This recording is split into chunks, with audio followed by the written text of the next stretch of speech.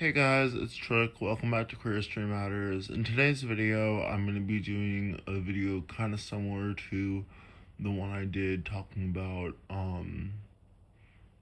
being aromantic and reflecting on 8 years of aromantic identity. We took this interview outside at Hancock Park, which is pretty much spitting distance from Algonquin Arts Theater in Manasquan.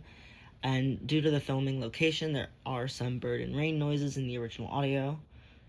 When I was writing the script, it was pretty rainy outside, so I thought it'd be perfect for recreating the similar vibes to the follow-up video. So if you hear any noise in the background, it is just me being outside. I also recommend, I haven't listened to the entire podcast. I've only, obviously, the one I've done. And I also went to the live recording of the season 1 finale with some friends at a local church in Red Bank pre-COVID. I don't remember exactly when it was, but I remember it was probably in late 2019. I had a really great time, but a lot has changed since 2019. So I wanted to have that discussion with my younger self and, kind of see what's changed, what's stayed the same, and I'm excited to share this interview with you guys. Hope you enjoy. Hi, I'm your host, Anthony Giorgio, and you're listening to another episode of QT, Queer Teen Podcast, showcasing and encouraging the next generation of queer youth from across the world to stand up for what's right. Full disclosure, in this episode, I was lucky enough to film outside. However, there were some birds and rain that wanted to take part in the interview as well. So, enjoy the ambiance. Hi, my name is Patrick Craig. I'm 23 years old, and I am a queer historian from New Jersey. I was 12 years old when I first realized that I had gender dysphoria, but I knew that something about me was different long before that. I had gender-neutral toys growing up, mostly Legos and DS games, and wore androgynous clothing. I had friends of both genders, and it never really mattered until I started going through female puberty. I would hurt myself, lash out at others, and I wanted to feel more like myself. I was questioning a lot of things about myself, and after some careful consideration, I decided to tell people that I was a lesbian. I knew I wasn't happy with that label, but it was the only way that I could express my masculine traits without feeling isolated. Prior to my transition, I was constantly harassed for my masculinity by family, friends, and sometimes complete strangers. In November 2015, I got my first short haircut. It was ugly as all hell, but it was a starting point. Although around this time, I had also started improperly binding my chest with ace bandages and going by the name Aaron online, which I later changed my middle name to. I think it's worth mentioning that proper binding is always recommended. You should get a binder made by trans people for trans people, and you should always make sure to follow proper binding safety. I did a whole video about my experience having top surgery, and I will link it in the description below. Also, since that initial interview, I have had top surgery. I had a double incision, double mastectomy, and that was in the summer of 2020. I was 17 years old, so almost a year after this interview, I want to say maybe like 11 months afterwards, I officially no longer had titties, which is fucking awesome. And that's something that Little Tricky would be very, very, very excited about. Unfortunately, we've been on testosterone, but we've also been off of testosterone multiple times over the course of the last few years due to insurance issues and the current political climate. But hopefully that's something that I'm able to resume soon. I really am so lucky for the gender affirming care that I've been able to access to. Like, even if it's not consistent access, being able to have things like facial hair or more thicker body hair, or to have bottom growth, or like any sort of long-term testosterone effects, even if I'm not actively on T, is still really wonderful. And I hope one day soon I can get back on testosterone, but until then, I'm gonna keep rocking on doing my thing. Also, I have officially legally changed my name to Patrick Aaron Craig. That is my full name. That is what it says on my notary stamp. And, I am fully committed to helping every trans person change their name if they would like to. Any notary for name change paperwork in New Jersey, I will do for free for the price of travel. I will happily do anything I can to help other trans people change their names. And I really hope that everyone who I have done a notary for name change or otherwise, has benefited from my service. It's honestly been one of the most fulfilling parts of my work post-college, and I'm very excited about it. And I'm very lucky, and I feel so much gender euphoria that I get to see my name on my notary stamp, my name on my driver's license, my name on my bank accounts and at the ATM, and when I got my college degree or when I got my high school diploma. I'm so beyond lucky. Unfortunately, we've been on testosterone, but we've also been off of testosterone multiple times over the course of the last few years due to insurance issues and the current political climate. But hopefully that's something that I'm able to resume soon. I really am so lucky for the gender affirming care that I've been able to access to.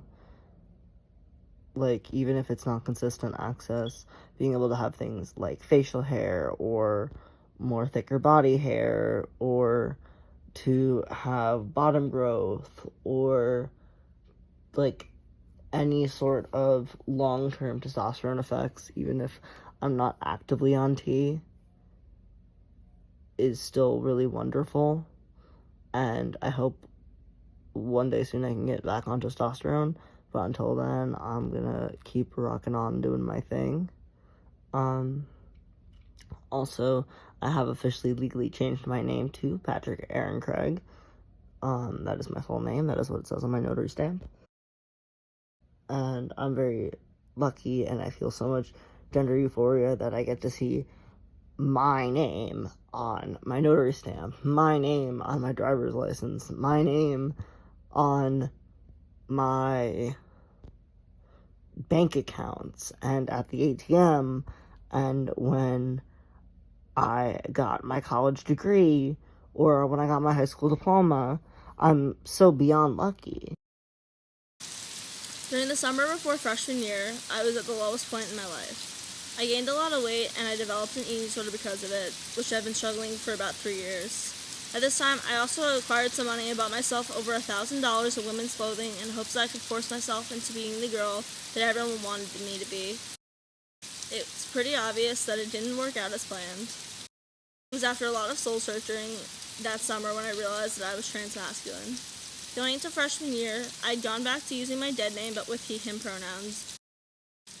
The end of my freshman year was when things started to get better overall. It started when I got dumped by my second girlfriend. I was very reluctant to go out with her at the start because of what happened with my first girlfriend, but I waited too long to be with her and she moved on from me. I was completely devastated. The next day at school, I was crying in the hallway, and another student who I knew from my gym class came over to comfort me. That was when I met one of my closest friends, a loud, black, non-binary teen. When I finally calmed down a bit, she asked me for my name.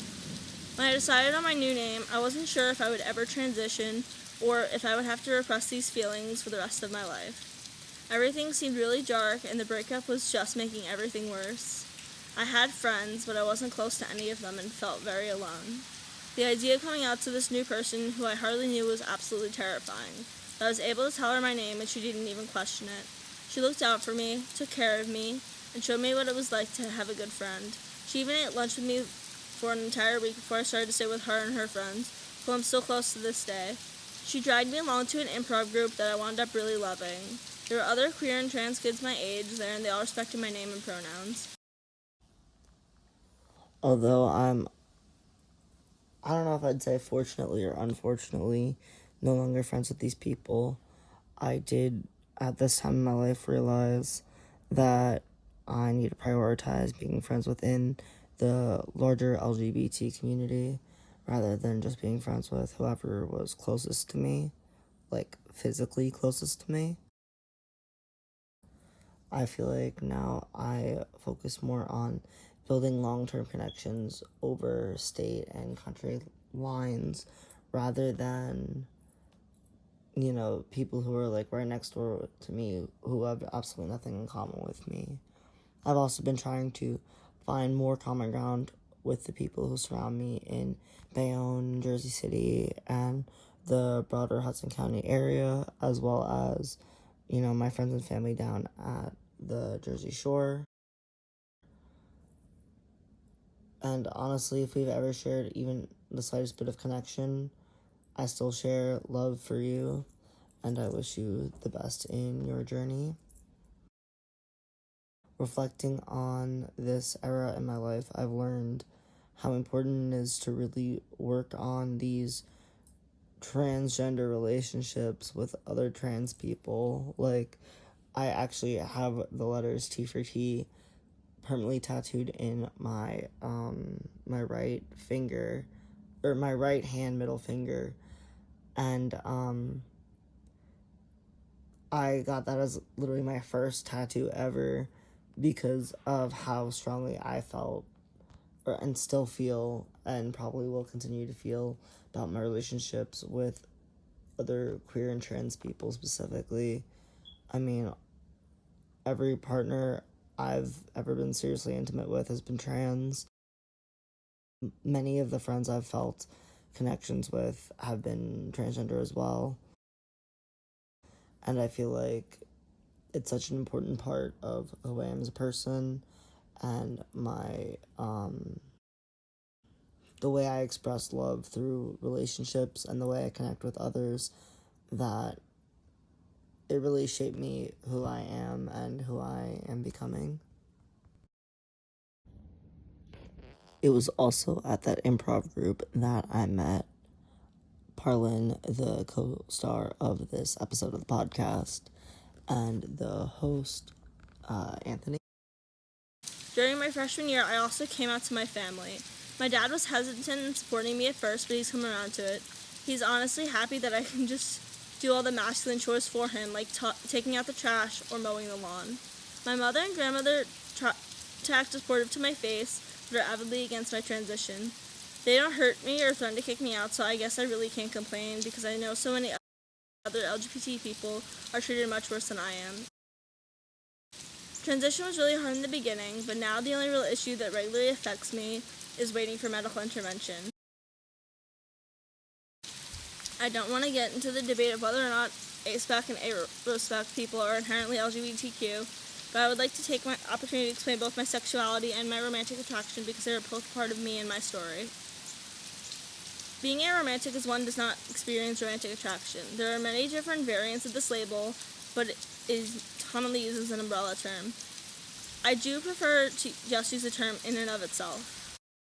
Despite all the good that has come into my life over the last few years, I still feel like I'm stuck in the closet. Only a few people know who I really am, and it's suffocating sometimes. At the beginning of my junior year, I met a cute boy in my marketing class. Even though he was straight, he was the first guy I ever liked who knew me as male before deciding to hang out with me. This was what sparked all my recent sexuality struggle because I enjoyed being able to have crushes again. As a preteen girl, I watched a lot of guy and guy porn, and due to this, I felt like a chaser. But I thought I'd be turning my back on the LGBT community, and I shouldn't have been reading those stories because it was essentially the same thing as a straight guy liking girl-on-girl stuff. As a gay trans guy, I look back on this now and feel like I was so stupid back then, but at the time it took a lot out of me. I repressed these feelings and I didn't use my phone or computer for months on end. Thank you for listening to another episode of QT, Queer Teen Podcast, showcasing and encouraging the next generation of queer youth from across the world to stand up for what's right. And remember, listen, learn, Love. Thank you guys so much for, well, I was going to say watching, but listening to Queer History Matters, and I'll see you on the next one.